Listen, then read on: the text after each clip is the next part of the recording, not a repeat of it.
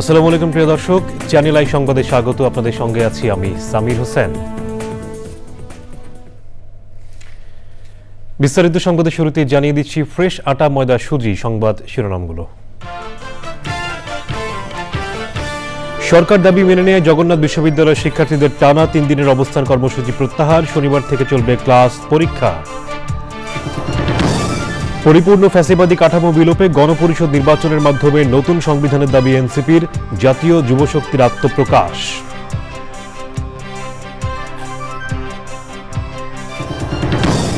চাকা খুলে পড়া বিমানের ফ্লাইটের পাইলটের দক্ষতায় ঢাকায় জরুরি অবতরণে রক্ষা পেলেন 71 যাত্রী, 3টি তদন্ত কমিটি গঠন। ঢাকা বিশ্ববিদ্যালয়ের শিক্ষার্থী সাম্বর খনিদের গ্রেপ্তারে 48 ঘন্টার আলটিমেটাম ও শাহবাগ থানা ঘেরাও, না হলে কঠোর কর্মসূচির ঘোষণা।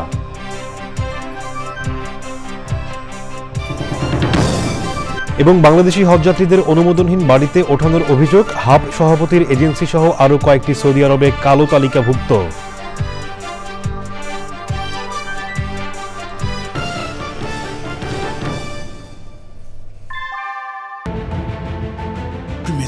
Inbuilt German technology, Bangladesh's first thermix rod, Salam Steel Thermax. সংবাদ শিরোনামগুলো জানাচ্ছিলাম। এখনকার সংবাদ আয়োজন একই সঙ্গে চ্যানেল আই ইউটিউব চ্যানেলে এবং চ্যানেল আই এর ওটিটি প্ল্যাটফর্ম আই স্ক্রিনে লাইভ স্ট্রিম হচ্ছে। এবার বিস্তারিত। সরকার 4 দফা দাবি মেনে নেয় টানা 3 দিনের সব কর্মসূচি প্রত্যাহার করেছেন জগন্নাথ বিশ্ববিদ্যালয়ের শিক্ষক শিক্ষার্থীরা। শনিবার থেকে বিশ্ববিদ্যালয়ের ক্লাস পরীক্ষা চলবে। শুক্রবার আন্দোলনের শেষ দিনে ছিল গণ অনশন ও সমাবেশ। সন্ধ্যায় ইউজিসি চেয়ারম্যান পানি পান করিয়ে অনশন ভাঙান। কাকরাইলের রাস্তায় 3 দিন অবস্থান করেন শিক্ষক শিক্ষার্থীরা। যাযাবর মিন্টুর রিপোর্ট। আন্দোলনের তৃতীয় দিনে শুক্রবার বিকেল 4:30টায় কাকরাইল মসজিদের সামনে গণ অনশন ও অবস্থান কর্মসূচিতে জগন্নাথ বিশ্ববিদ্যালয়ের শিক্ষার্থী ও শিক্ষকদের সাথে যোগ দেন কর্মচারীরাও। ঘোষণা অনুযায়ী দাবি আদায় করেই রাতে কর্মসূচি প্রত্যাহার করলেন আন্দোলনকারীরা। রাত 7:30টায় ইউজিসি চেয়ারম্যানের উপস্থিতিতে সব দাবি মেনে নেওয়া হয়েছে বলে ঘোষণা দেন জগন্নাথ বিশ্ববিদ্যালয়ের উপাচার্য অধ্যাপক ডক্টর রেজাউল করিম। আবাসন সংকট নিরসনে আমাদের শিক্ষার্থীদের খুব দ্রুত অস্থায়ী হল নির্মাণের কাজ শুরু করা। দ্বিতীয় ক্যাম্পাসের কাজ মাত্রাধিকার ভিত্তিতে ইউজিসি চেয়ারম্যান অধ্যাপক ডক্টর এস.এম. ফায়েজ গণ অনশনে অংশ নেওয়া শিক্ষক শিক্ষার্থীদের পানি পান করিয়ে অনশন ভাঙান। বিশ্ববিদ্যালয় কর্তৃপক্ষ এবং ইউনিভার্সিটি গ্রাউন্ডস কমিশন একটি ফ্যামিলি, একটি পরিবার হিসাবে আপনাদেরকে সবাইকে সাথে নিয়ে আমরা সব ধরনের যা কিছু সমস্যা ইনশাআল্লাহ আমরা একসাথে রাখতে সমাধান করতে পারব। সব দাবি মেনে নেয় আন্দোলনের সমাপ্তি ঘোষণা করেন জগন্নাথ বিশ্ববিদ্যালয়ের শিক্ষক সমিতির সাধারণ সম্পাদক অধ্যাপক ডক্টর রইস উদ্দিন। যেহেতু আমাদের দাবি বাস্তবায়িত হয়েছে, পূর্ণ হয়েছে এবং আমাদের চলমান আজকের এই আন্দোলনের পরিসমাপ্তি ঘোষণা করছে। দাবি পূরণে সরকার কোনো রকম গড়িমসি করলে কঠোর কর্মসূচি দেওয়ার কথা বলেন শিক্ষক সমিতির এই নেতা। যাযাবর মিন্টু, চ্যানেল আই, ঢাকা। পরিপূর্ণ ফ্যাসিবাদী কাঠামো বিলোপে গণপরিষদ নির্বাচনের মাধ্যমে নতুন সংবিধানের দাবি করেছেন জাতীয় নাগরিক পার্টির নেতারা। জাতীয় নাগরিক পার্টির অঙ্গ সংগঠন জাতীয় যুবশক্তির আত্মপ্রকাশ অনুষ্ঠানে এ দাবি জানান তারা। এনসিপির নেতারা বলেন, বাংলাদেশের বিষয়ে সিদ্ধান্ত নেবে দেশের জনগণ, কোনো বিদেশি শক্তি নয়। তাফিমুল ইসলামের রিপোর্ট। 47-এর আজাদী, 71-এর স্বাধীনতা সংগ্রামের আত্মত্যাগে অনুপ্রাণিত আর 24-এর গণ অভ্যুত্থানে অঙ্গীকারের শপথবদ্ধ হয়ে জাতীয় নাগরিক পার্টির যুব সংগঠন জাতীয় যুবশক্তির আত্মপ্রকাশ অনুষ্ঠান। রাজধানীর গুলিস্তানে ক্ষমতাচ্যুত আওয়ামী লীগের পরিত্যক্ত কার্যালয়ের সামনে 23 আবরার ফাহাদ এভিনিউয়ে যুবশক্তি আত্মপ্রকাশ অনুষ্ঠানে এনসিপির শীর্ষ পর্যায়ের নেতারা অংশ নেন। 131 সদস্য বিশিষ্ট যুবশক্তির কমিটিতে আহ্বায়ক হিসাবে স্থান পেয়েছেন অ্যাডভোকেট তরিকুল ইসলাম আর সদস্য সচিব ডাক্তার জাহিদুল ইসলাম। জাতীয় নাগরিক পার্টির নেতারা বলেন, ফ্যাসিবাদী ব্যবস্থা এখনও পুরোপুরি বিলোপ হয়নি। জাতীয় যুবশক্তির মাধ্যমে সেই ব্যবস্থা বিলোপ করে নতুন রাজনৈতিক বন্দোবস্ত চূড়ান্ত করা হবে। তো আমাদের সামনে একটি ঐতিহাসিক মহেন্দ্রক্ষণ অপেক্ষা করছে, যেখানে আমরা একটি শক্তিশালী বাংলাদেশ রাষ্ট্র দক্ষিণ এশিয়াতে এবং বিশ্ব মঞ্চে জন্ম দিতে পারব। রাষ্ট্র ও রাজনীতিতে তরুণদের প্রতিনিধিত্ব ও হিস্সা নিশ্চিত করবে যুব শক্তি। আগামীর সংসদ ও আগামীর বাংলাদেশ হবে তরুণদের। জাতীয় নাগরিক পার্টির সদস্য সচিব বলেন, সার্বভৌমত্ব সহ সব জাতীয় বিষয়ে সরকারকে রাজনৈতিক দলের সাথে অবশ্যই কথা বলতে হবে। যদি বাংলাদেশ রাষ্ট্রটিকে সাংবিধানিকভাবে ক্ষমতা কাঠামোর জায়গায় ফ্যাসিবাদ মুক্ত করতে হয়, তাহলে অবশ্যই একটি নতুন সংবিধান আমাদেরকে প্রণয়ন করতে হবে। মানবিক করিডোরের প্রয়োজন আছে কিনা, সেই করিডোরের নিয়ন্ত্রণ কাদের কাছে থাকবে, সেই করিডোর দিয়ে কি পারাপার হবে, প্রত্যেকটা বিষয়ে রাজনৈতিক দলগুলোর সঙ্গে আলাপ আলোচনা করে তারপরে সিদ্ধান্ত গ্রহণ করতে হবে। এনসিপির নেতারা বলছেন, মর্যাদাপূর্ণ বাংলাদেশ প্রতিষ্ঠায় এবং যুব সমাজের মাঝে নতুন রাজনৈতিক বন্দোবস্তের শপথ হিসাবে কাজ করবে যুব শক্তি। গেল 53 বছরে যুব সমাজকে দলীয় হাতিয়ার হিসাবে ব্যবহার করা হয়েছে, তাদের সম্ভাবনাকেও কাজে লাগানো হয়নি। গতানুগতিক ধারায় নয়, নতুন বাংলাদেশ বিনির্মাণে জাতীয় যুব শক্তি কাজ করবে বলে আশা প্রকাশ করছেন জাতীয় নাগরিক পার্টির নেতাকর্মীরা। গুলিস্তান থেকে তাফিমুল ইসলাম, চ্যানেল আই। মানবিক করিডোর নিয়ে অন্তর্বর্তী সরকারের অবস্থান স্পষ্ট করার দাবি জানিয়েছেন জাতীয় নাগরিক পার্টি এনসিপির দক্ষিণাঞ্চলের মুখ্য সংগঠক হাসনাত আব্দুল্লাহ। কুমিল্লায় শিল্পকলা একাডেমিতে বৈষম্য বিরোধী ছাত্র আন্দোলন কুমিল্লার আয়োজনে জুলাই সমাবেশে অংশ নিয়ে একথা বলেন তিনি। এ সময় জুলাই আন্দোলনে শহীদ ও আহতদের সম্মাননা দেওয়া হয়। এই জুলাই সমাবেশে যোগ দেন বিএনপি, এনসিপি, খেলাফতে মজলিস, ইসলামী আন্দোলন বাংলাদেশ ও এবি পার্টি সহ বিভিন্ন ফ্যাসিবাদ বিরোধী রাজনৈতিক দলের কেন্দ্রীয় ও স্থানীয় নেতারা। আমরা আমাদের দেশের সার্বভৌমত্ব এবং আমাদের এই দেশকে কখনোই কোনো পরাশক্তির কাছে আমরা কোনোভাবে আমরা বন্ধক দিব না। আমাদের এই দেশ ভারতের নয়, ভারতের আধিপত্য থাকবে না, এখানে পিন্ডির আধিপত্য থাকবে না, এখানে কোনো মার্কিন আধিপত্য থাকবে না, কোন পরাশক্তির আধিপত্যের ক্ষেত্র এই বাংলাদেশকে আমরা কোনোভাবেই হতে দিব না। প্রধান উপদেষ্টার প্রেস সচিব শফিকুল আলম বলেছেন, আওয়ামী লীগ নিষিদ্ধকরণের বিষয়ে আন্তর্জাতিক প্রতিক্রিয়া দেখা যায়নি, কারণ এই নিষিদ্ধকরণের বিষয়ে জনগণের সমর্থন ছিল। আওয়ামী লীগের বিচার ন্যায়সঙ্গতভাবেই হবে। নিজ জেলা মাগুরায় প্রেস ক্লাব পরিদর্শন শেষে সাংবাদিকদের প্রশ্নের জবাবে এসব কথা বলেন তিনি। প্রেস সচিব বলেন, ডিসেম্বর থেকে জুনের মধ্যে দেশে নির্বাচন হবে। প্রধান উপদেষ্টা সহ অন্য উপদেষ্টারা তাদের বক্তব্যে বিষয়টি নিশ্চিত করেছেন। মাগুরায় শিশু আসিয়ার মামলার বিষয়ে শফিকুল আলম বলেন, ন্যায় বিচারের জন্য যাতে দ্রুত বিচারিক কার্যক্রম করা যায় সেই কাজটি করছে সরকার। আওয়ামী লীগের বিষয়ে তো আমরা সুস্পষ্ট বলেছি, আপনারা দেখেছেন তো ইন্টারন্যাশনাল রিয়াকশন, কেউ কিন্তু এই বিষয়ে তেমন কোনো রিয়াকশন করেনি। এটা কারণ হচ্ছে যে তারা জানে এটার পিছনে বাংলাদেশের মানুষের পপুলার একটা সাপোর্ট আছে। পুরো বাংলাদেশের মানুষ এতে আসলে স্বস্তির একটা নিঃশ্বাস ফেলেছে। কক্সবাজার থেকে উড্ডয়নের পর চাকা খুলে যাওয়ার পরও ক্যাপ্টেন ও ক্রুদের দক্ষতা এবং বিচক্ষণতায় নিরাপদে ঢাকায় অবতরণ করেছে বিমানের ফ্লাইট। অল্পের জন্য প্রাণে বেঁচে গেলেন এক শিশুসহ ৭১ জন যাত্রী এবং ৪ জন ক্রু। এই ঘটনায় ৩টি তদন্ত কমিটি গঠন করেছে বিমান। চকর মালিথার রিপোর্ট। বিমান বাংলাদেশ এয়ারলাইন্সের BG436 ফ্লাইটটি কক্সবাজার থেকে শুক্রবার দুপুর 1:17 ঢাকার উদ্দেশ্যে যাত্রা করে। কানাডার তৈরি -8 এয়ারক্রাফটটিতে এক শিশুসহ ৭১ জন যাত্রী এবং ৪ জন ক্রু ছিলেন।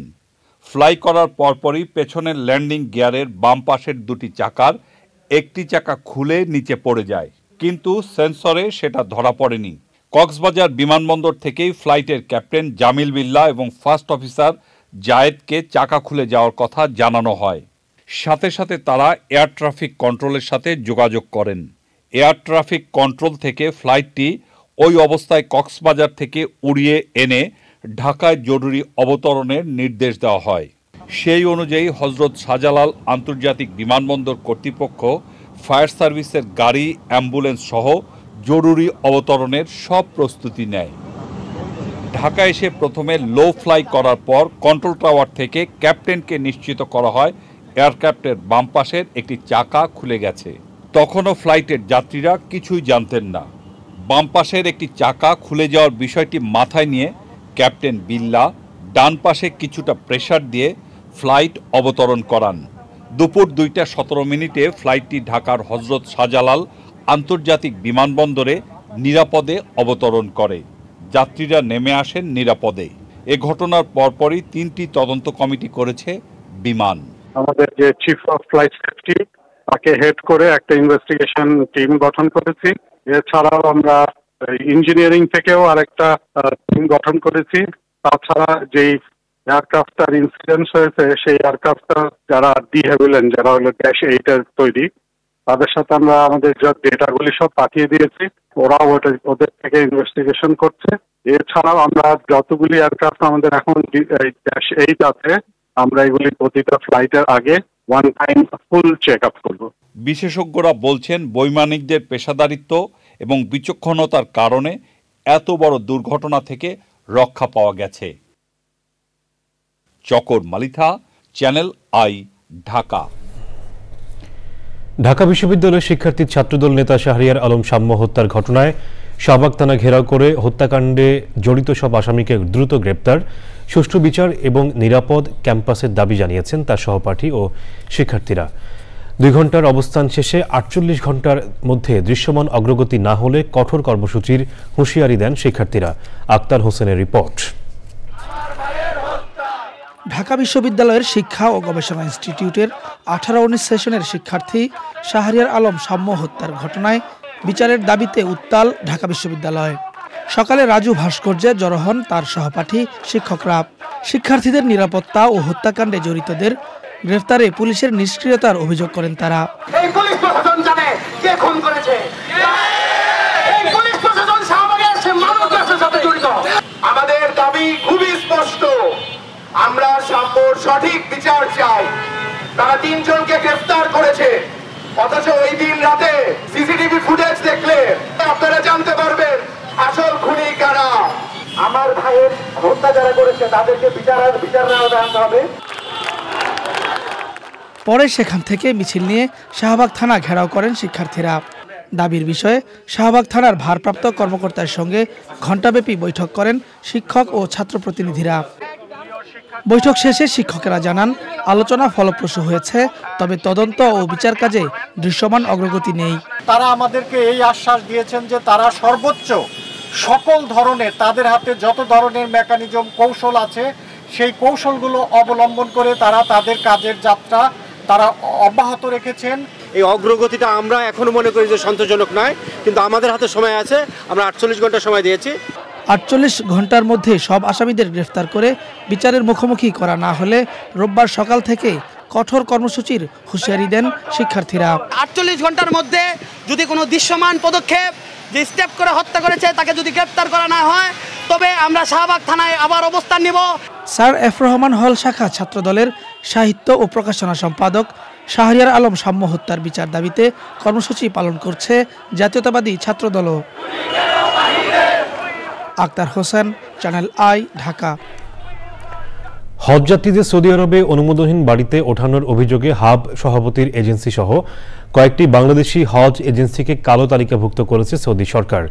এই জন্য ধর্ম মন্ত্রণালয় সংশ্লিষ্ট হজ এজেন্টকে কারণ দর্শানোর নোটিশ দিয়েছে। যেসব এজেন্সি এখনও তাদের 50% হজযাত্রী পাঠাতে পারেনি, সেরকম 36 হজ এজেন্টকে তলব করা হয়েছে। চকর মালিথার রিপোর্ট। হজযাত্রীদের সৌদি আরবে অনুমোদিত বাড়িতে ওঠানোর পর সার্ভিস কোম্পানিকে অবহিত না করে তাদের অনুমোদনবিহীন বাড়িতে স্থানান্তর করা হয়। এজন্য Saudi Sarkar Challenger travels and tours এবং এর মোনাজ্জেনকে কালো তালিকাভুক্ত করে। এর প্রেক্ষিতে ধর্ম মন্ত্রণালয় সংশ্লিষ্ট হজ এজেন্টকে কারণ দর্শানো নোটিশ দেয়। যারা নির্ধারিত সময় ফ্লাইট ডেটা না দেওয়ার কারণে তাদের হজযাত্রীরা যখন পৌঁছে গিয়েছে তখন তাদের হোটেল আসলে লোকেট করতে অসুবিধা হচ্ছিল, সেই বিষয়ে আরও 2টি এজেন্সিকে ব্যাখ্যা প্রদান করার জন্য বলা হয়েছে। মাবরুর এবং চ্যালেঞ্জার এই 2টি এজেন্সির কাছেও এই বিষয়ে ব্যাখ্যা চাওয়া হয়েছে। বেসরকারি 70 হজ এজেন্সির মধ্যে 36 এজেন্সির কার্যক্রম উদ্বেগজনক উল্লেখ করে চিঠি দিয়েছে ঢাকা হজ অফিস।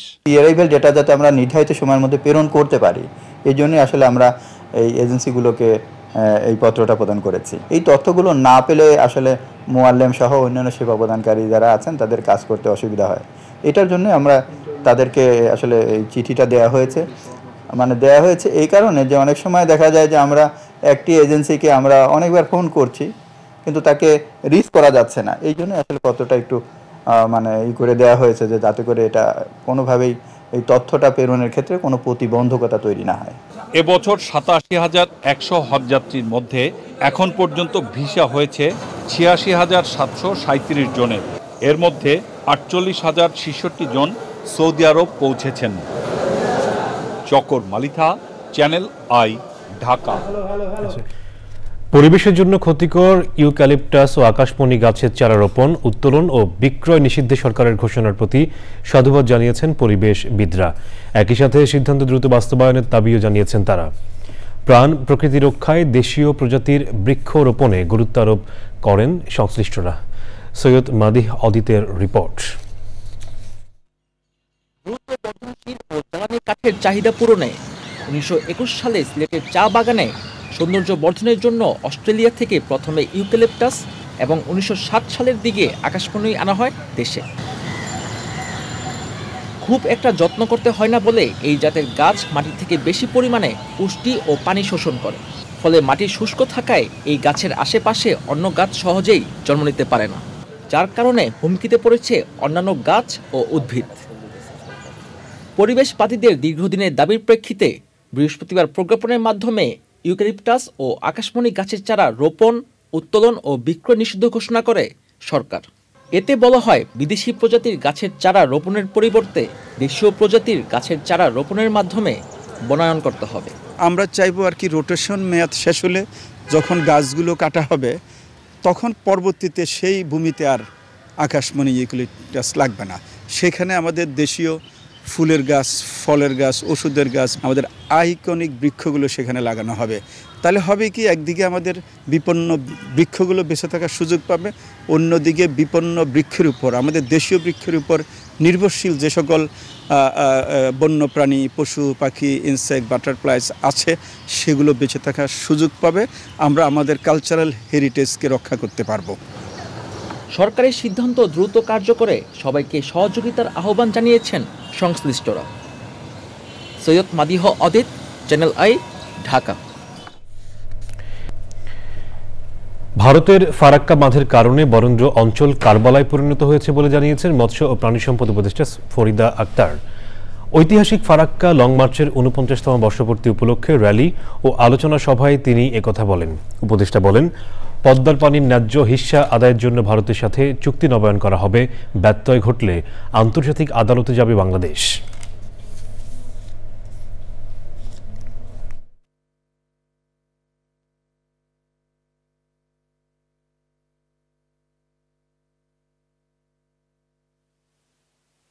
বাদ দিয়ে যে পানি বন্ধ করে রেখে ভারত এতদিন অন্যায় করেছে, আমরা এটা তো প্রতিবাদ করেছি। এখন আমরা অন্তর্বর্তীকালীন সরকার এসে আমরা মনে করি জনগণের এই যে একটা দাবি এবং ন্যায্য দাবি, যেটার জন্য মৌলানা ভাসানী তার এরকম 90 বছর বয়সে ফারাক্কা মার্চ করেছিলেন, আজকের এই দিনে আমরা সেই হিস্সা আদায় করব। বিরোধীর পর আবারও আমন্ত্রণ। জামাত ইসলামীর আমির ডাক্তার শফিকুর রহমান বলেছেন, শিক্ষাবিদ, লেখক, গবেষক ও সাংস্কৃতিক ব্যক্তিত্ব ডক্টর আজম ওবায়দুল্লাহ ছিলেন ইসলামী আন্দোলনের একজন নিবেদিত প্রাণ মানুষ। তার স্মরণে আলোচনা সভা ও দোয়া মাহফিলে প্রধান অতিথির বক্তৃতায় জামাতের আমির বলেন, তার নীতি আদর্শ হৃদয়ে ধারণ করে দলের সবাইকে কাজ করতে হবে। কবি আল মুজাহিদির সভাপতিত্বে আলোচনায় অংশ নেন জামাতের ঢাকা মহানগর, দক্ষিণের আমির নুরুল ইসলাম বুলবুল ও উত্তরের আমির মোহাম্মদ সেলিম উদ্দিন সহ অন্যরা। প্রয়াত আজম ওবায়দুল্লাহ দেশীয় সাংস্কৃতিক সংসদের সভাপতি ছিলেন। যখনই প্রয়োজন হতো বলতাম যে আগামী অমুক তারিখ আপনাকে অমুক দেশে এতটুকু সময়ের জন্য যেতে হবে। কখনো একটিবারের জন্য বলেন আমার তো অন্য একটা অ্যাসাইনমেন্ট আছে। আমার মতেও মনে হতো তিনি যেখানেই থাকেন তিনি তার সহকর্মীদেরকে পুরোপুরি তার অন্তরের বিছানায় ধরে রাখেন। গণ অধিকার পরিষদের সভাপতি নুরুল হক নূর বলেছেন, চট্টগ্রাম বন্দরকে বিদেশিদের হাতে তুলে দেওয়ার মধ্য দিয়ে দেশের সার্বভৌমত্বকে সংকটের মধ্যে ফেলা হচ্ছে। করিডোরের নামে খাল কেটে কুমির আনা হচ্ছে বলেও মন্তব্য করেন তিনি। শুক্রবার নরসিংদী পৌর ঈদগাহ মাঠে গণ অধিকার পরিষদ নরসিংদী জেলা শাখা সমাবেশে একথা বলেন নুরুল হক নূর। আয়োজনে ছিলেন গণ অধিকার পরিষদ নরসিংদী জেলা শাখার সাবেক সভাপতি মোহাম্মদ নান্নু মিয়া, গণ অধিকার পরিষদের সাধারণ সম্পাদক রাশেদ খান, সংগঠনের সিনিয়র সহসভাপতি ফারুক হাসান, বিদ্যুৎ জ্বালানি ও খনিজ সম্পদ বিষয়ক সম্পাদক সাদ্দাম হোসেন ও বিভিন্ন উপজেলার নেতাকর্মীরা। বাংলাদেশের একমাত্র আন্তর্জাতিকভাবে ভায়াবল বন্দর হচ্ছে চট্টগ্রাম। এই চট্টগ্রাম বন্দরকে বিদেশিদের হাতে তুলে দেওয়ার মধ্য দিয়ে দেশের সার্বভৌমত্বকে সংকটের মুখে ফেলা হচ্ছে। করিডোরের নামে আমাদের এই খাল কেটে কুমির আনা হচ্ছে। আমরা সরকারকে অনতিবিলম্বে এই করিডোর দেওয়া থেকে বিরত থাকার আহ্বান জানাবো। অবিলম্বে আলোচনার ভিত্তিতে জগন্নাথ বিশ্ববিদ্যালয়ের শিক্ষার্থীদের ন্যায্য দাবি মেনে নেওয়ার আহ্বান জানিয়েছেন গণসংহতি আন্দোলনের প্রধান সমন্বয়কারী জোনায়েদ সাকি। জাতীয় প্রেসক্লাবের সামনে ফারাক্কা লং মার্চের 50তম বার্ষিকী উপলক্ষে সমাবেশে এই আহ্বান জানান তিনি। এ সময় বাংলাদেশের প্রতি ভারতের আচরণের কঠোর সমালোচনা করেন জোনায়েদ সাকি।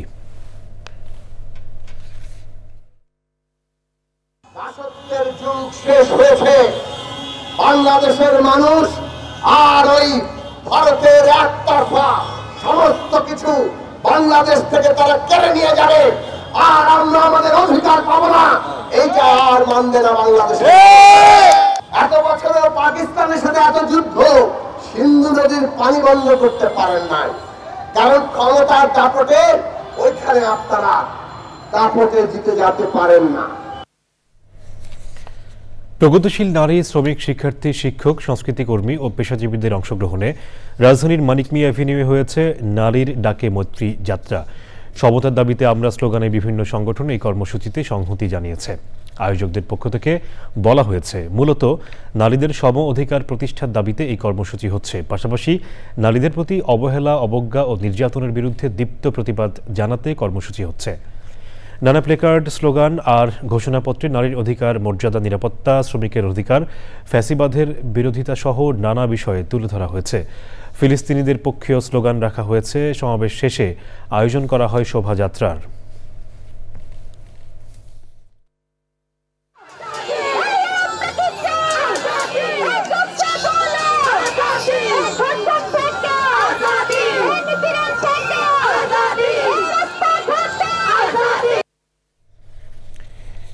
এবার নিটল টাটা আন্তর্জাতিক সংবাদ।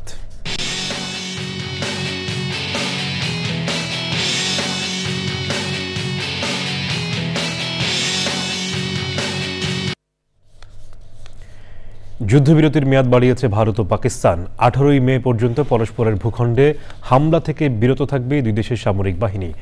পাকিস্তানের পররাষ্ট্র ও উপপ্রধানমন্ত্রী ইসাক দার এ তথ্য নিশ্চিত করেছেন।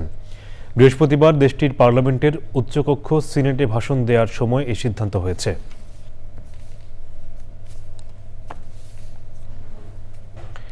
এবারে আইস্ক্রিন সাংস্কৃতিক সংবাদ।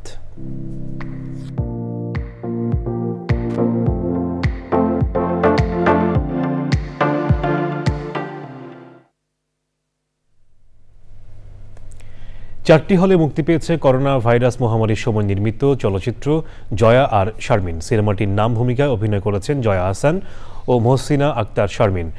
ছবিটির গল্পে উঠে এসেছে করোনাকালে ঘরবন্দি জীবনের গল্প। ছবিটি পরিচালনা করেছেন পিপলু আর খান। যৌথভাবে সিনেমাটি প্রযোজনা করেছেন পিপলু আর খান ও জয়া আহসান।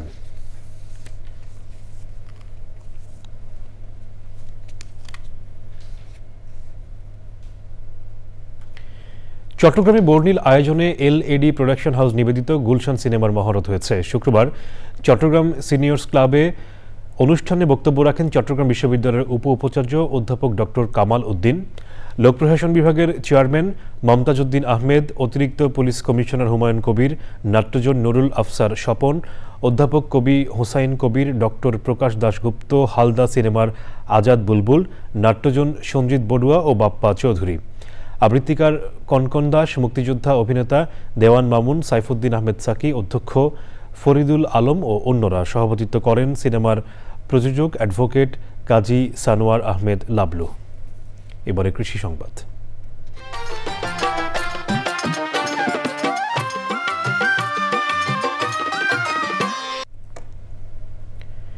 গাইবান্ধার বিভিন্ন এলাকা মহামারী আকারে ছড়িয়ে পড়েছে গরুর লাম্পি স্কিন ডিজিজ।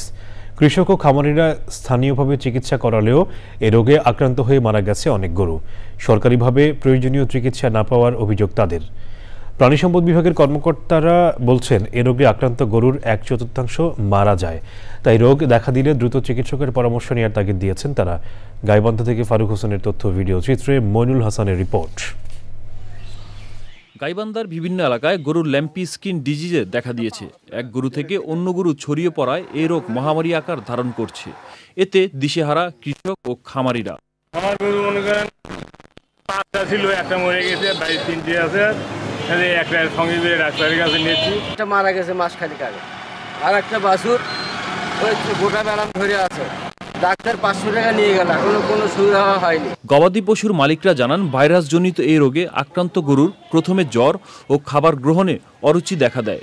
শরীরের বিভিন্ন জায়গায় গোলাকার গুটি গুটি বা ফোসকা উঠে। এক পর্যায়ে গুটি বা ফোসকা ফেটে গিয়ে ক্ষত সৃষ্টি হয়।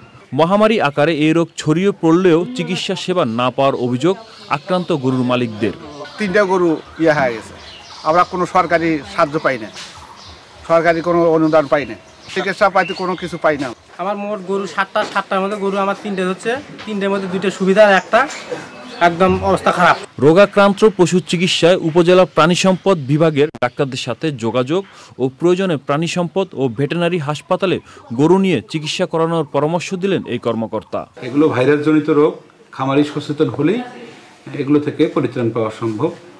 বিশেষ করে লাম্পি স্কিন ডিজিজের ভ্যাকসিন বিদ্যমান রয়েছে, ভ্যাকসিন তারা প্রয়োগ করবে নিয়মিত। মশা, মাছি, কীট পতঙ্গ এবং আশেপাশে পরিষ্কার পরিচ্ছন্নতা বিরাজ রাখবে। তাছাড়াও তারা অপচিকিৎসার কখনো সামিল হবে না। জেলা প্রাণী সম্পদ অফিসের তথ্য অনুযায়ী এপ্রিল মাসে ল্যাম্পি স্কিন ডিজিজে আক্রান্ত 376টি গরুর চিকিৎসা দেওয়া হয়েছে। Monul Hasan, channel I. এবারের প্রকৃতি সংবাদ।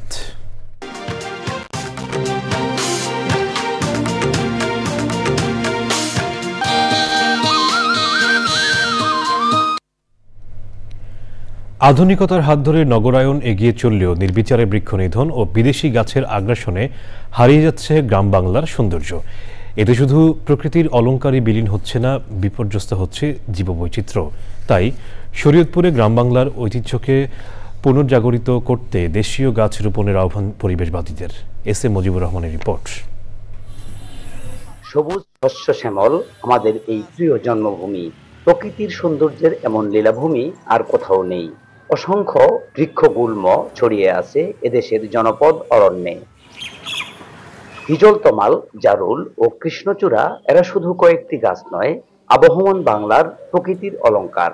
বৈশাখ জ্যৈষ্ঠে ফুলের রূপ যেমন মুগ্ধ করত, তেমনি গন্ধের মাদকতায় আচ্ছন্ন হয়ে গায়ের মানুষ পেত স্বর্গীয় অনুভূতি। বৈশাখ জ্যৈষ্ঠ মাসটাকে আমরা চিনি জারুল ফুল, কৃষ্ণচূড়া এবং সোনালী ফুল বা হিজল ফুলের মাধ্যমে। যে কোনো গাছের এই গরমের ভিতরে ছায়া পাওয়া দুষ্কর হয়েছে, এমন ভাবে গাছ নিধন হয়েছে দেশের থেকে। এগুলো শুধুমাত্র আমাদের প্রকৃতির সৌন্দর্যই বৃদ্ধি করে না, আমাদের প্রাণ প্রকৃতির রক্ষায় খুব বিশেষ ভূমিকা পালন করে। বিদেশি ফুল ফলের গাছ বাদ দিয়ে আমরা যদি দেশীয় ফুল এবং ফলের গাছ বেশি করে লাগাই, তাহলে আমরা এই ধরনের গাছের সঙ্গে পরিচিত হতে পারবো। সময়ের বিবর্তনে আর আধুনিকতার ছোঁয়ায় প্রকৃতি থেকে হারিয়ে যেতে বসেছে এসব গাছ। বেশি পরিমাণে ফুল এবং ফলের গাছ রোপণ করতে পারি, তাহলে সৌন্দর্য বৃদ্ধি পাবে, পরিবেশের ভারসাম্য বজায় রাখবে। বাংলাদেশের যে মূল পরিচয় লাল সবুজ, সেই লাল সবুজের পতাকার মধ্যে এখানে কৃষ্ণচূড়া ফুটে আছে। আমাদের নতুন প্রজন্মকে দেশীয় এই সব ফুলের সাথে পরিচিত করতে হবে এবং দেশীয় বৃক্ষরোপণ করার জন্য উদ্বুদ্ধ করতে হবে। নির্বিচারে বৃক্ষ নিধন বন্ধ করে অধিক পরিমাণে দেশীয় গাছ রোপণের মাধ্যমে গ্রাম বাংলার ঐতিহ্যকে নবরূপে ফিরিয়ে আনার দাবি পরিবেশবাদীদের। S M Mujibur Rahman, Channel I, Shariatpur. এবারে ঢাকা ব্যাংক পিএলসি বাণিজ্য সংবাদ।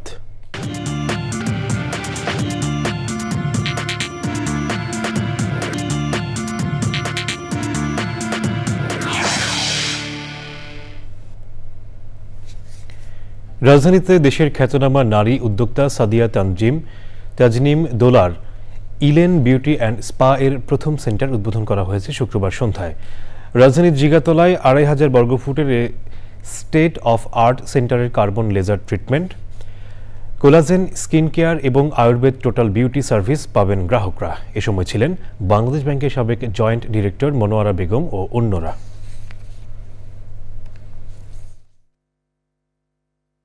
আমি অনেক বেশি ডেডিকেটেড থাকি আমার ক্লায়েন্টদের যে সেবাটা দিব এটা যেহেতু স্কিন কেয়ার হেয়ার কেয়ারের বিষয় থাকে, আমি প্রোডাক্ট এবং স্কিল হ্যান্ডের ব্যাপারে আমি সবসময় মানে দেখি যে এটা যেন কোনোভাবেই কমতি না হয়। বিভাগীয় সম্মেলনের মাধ্যমে দক্ষিণাঞ্চলের নবায়নযোগ্য জ্বালানি ও পর্যটন খাতে বেসরকারি বিনিয়োগ বাড়ানোর আহ্বান জানানো হয়েছে।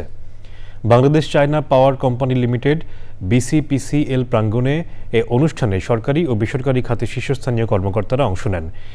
PPP এর প্রধান নির্বাহী কর্মকর্তা মোহাম্মদ রফিকুল ইসলাম বলেছেন, সরকার উপকূলীয় অঞ্চলে সৌর ও বায়ুবিদ্যুৎ প্রকল্পের জন্য পর্যাপ্ত সরকারি জমি বরাদ্দ দিতে প্রস্তুত। বরিশালের বিভাগীয় কমিশনার মোহাম্মদ রায়হান কাউসার অনুষ্ঠানে সভাপতিত্ব করেন। পটুয়াখালী জেলা প্রশাসক মোহাম্মদ আবু হাসান মোহাম্মদ আরেফিন আয়োজনে বিশেষ অতিথি ছিলেন।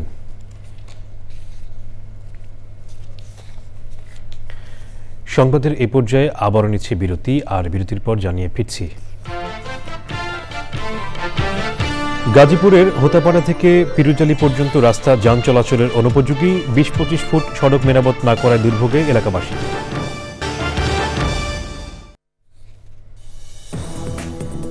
বিরতির পর আবারও আমন্ত্রণ। গাজীপুরের হোতাপাড়া থেকে পিরুজালি পর্যন্ত রাস্তাটি মেরামতের অল্প কিছুদিনের মধ্যেই খানাখন্দের সৃষ্টি হয়ে যানবাহন চলাচলের অনুপযোগী হয়ে পড়েছে। এছাড়াও নির্মাণ কাজ করার সময় ঠিকাদারি প্রতিষ্ঠান মাঝখানে 20 থেকে 25 ফিট রাস্তা মেরামত না করায় এটি এখন এলাকাবাসীর গলার কাঁটা হয়ে দাঁড়িয়েছে। মাসুদ পারভেজের ভিডিও চিত্রে ফজলুল হক মোড়লের রিপোর্ট। শিল্পাঞ্চল এবং পিরোজালিতে হুমায়ুন আহমদের নুহাশপল্লী থাকার কারণে এই রাস্তা দিয়ে প্রতিদিন হাজার হাজার গাড়ি ও মানুষের চলাচল। মাত্র 5 কিলোমিটার রাস্তা মেরামতের অল্প কিছুদিন যেতে না যেতেই রাস্তা জুড়ে বড় বড় খানাখন্দ সৃষ্টি হয়েছে। মানুষের দুর্ভোগ চরমে পৌঁছেছে। যখন বৃষ্টি হয় তখন দেখা যায় বিকট যানজট লেগে যায়, তার মানে খুব ভোগান্তির মধ্যে থেকে আমাদের এই রাস্তাতে যাতায়াত করতে। মাঝখানে এই রাস্তাটুকু যে হইল না, কেন হইল না, কি আসে বিষয় আমরা বুঝতে পারলাম না। এটা প্রচুর যানজট সৃষ্টি হয়, এই রাস্তার কারণে গাড়ি ঘোড়ারও বিকল হওয়ার ব্যবস্থা হয়ে যায়। চতুর্দিকে স্কুল কলেজ আছে, যার কারণে রাস্তাঘাটে স্কুল ছাত্রছাত্রীদের সমস্যা হয়ে থাকে। 5 কিলোমিটার সড়কের মাঝখানে অতি গুরুত্বপূর্ণ মণিপুর বাজারের ঠিক মাঝখানে 20 থেকে 25 ফিট রাস্তা কাজ না করেই ঠিকাদারি প্রতিষ্ঠান ফাইনাল বিল উত্তোলন করে নিয়ে যায়। LGEDর নির্বাহী প্রকৌশলী অতি দ্রুত অসম্পূর্ণ সড়কের কাজ মেরামত করা হবে বলে জানান। দেশে একটা পরিবর্তনের পরে দেখা গেছে অনেক অফিসারই অনেক জায়গা চেঞ্জ হয়েছে, তো অল্প কাজ এই কাজটা উপজেলা পরিষদ থেকে করবে। LGED দপ্তরে বহুবার ধর্ণা দিয়েও এই মাঝখানের নিচে 5 কিলোমিটার রাস্তা মেরামত করেনি। এই জন্য এলাকাবাসীর অনেক দুর্ভোগ পোহাতে হচ্ছে। এখন ভুক্তভোগীদের দাবি অতি শীঘ্রই যেন এই রাস্তাটি মেরামত করা হয়। গাজীপুরের মণিপুর থেকে ফজলুল হক মোড়ল, চ্যানেল আই। রক্তের বন্ধনে বাঁধা শতপ্রাণ, প্রজ্ঞার সাধনে হোক মানবতার জয়গান স্লোগানকে সামনে রেখে মেডিসিন ক্লাবের 26তম কেন্দ্রীয় বার্ষিক সম্মেলন হয়েছে। বিশেষ অতিথি ছিলেন প্রতিষ্ঠানের ব্যবস্থাপনা পরিচালক এবং মেডিসিন ক্লাবের উপদেষ্টা doctor Ashis Kumar Chakraborty, universal medical কলেজের অধ্যক্ষ অধ্যাপক ডাক্তার উত্তম কুমার পাল ও স্বাস্থ্যসেবা সংশ্লিষ্টরা।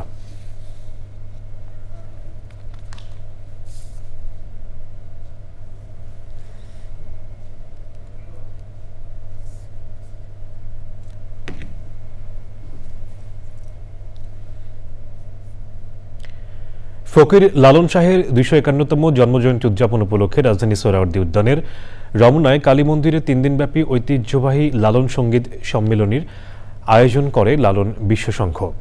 শাহজি লালন ফকিরের কালজয়ী মুক্তধর্ম বিকাশধারা ও প্রতিবন্ধকতার সংক্ষিপ্ত পূর্বাপর শীর্ষক সেমিনারে মূল প্রবন্ধ উপস্থাপন করেন আন্তর্জাতিক লালন গবেষক আব্দুল মান্নান। সাংবাদিক ও প্রকাশক আনোয়ার ফরিদির সভাপতিত্বে আলোচনায় অংশ নেন কবি কাজী নজরুল ইসলাম বিশ্ববিদ্যালয়ের সঙ্গীত বিভাগের অধ্যাপক ডক্টর জাহিদুল কবির লিটন ও শিক্ষাবিদ লেখক সালে আহমেদ শিশির। শেষ করার আগে ফ্রেশ আটা ময়দা সুজি সংবাদ শিরোনামগুলো জানাচ্ছি আরও একবার। সরকার দাবি মেনে নিয়ে জগন্নাথ বিশ্ববিদ্যালয়ের শিক্ষার্থীদের টানা 3 দিনের অবস্থান কর্মসূচি প্রত্যাহার, শনিবার থেকে চলবে ক্লাস পরীক্ষা। পরিপূর্ণ ফ্যাসিবাদী কাঠামো বিলোপে গণপরিষদ নির্বাচনের মাধ্যমে নতুন সংবিধানের দাবি এনসিপির, জাতীয় যুবশক্তির আত্মপ্রকাশ।